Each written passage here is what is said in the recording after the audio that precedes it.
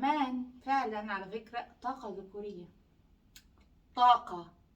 أنا بتكلم طاقة، مش جنس، مش ذكر أو أنثى.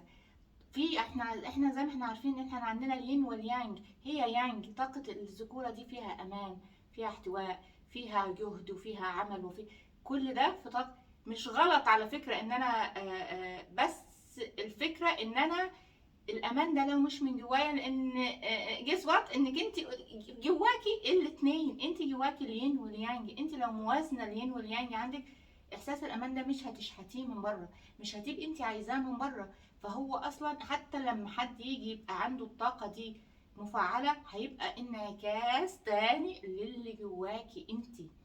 يعني هي الفكرة في ان انا دلوقتي انا بشتغل على نفسي، فبجذب الشريك اللي هو متوافق مع هذه الذبذبات. انا عارفة فين الديفكت عندي، انا عارفة العلاقات اللي بتتكرر عندي، ونمط العلاقات اللي بتتكرر عندي امسكها واعمل تنقيب عليها، واشوف فين الجدر اللي عندي.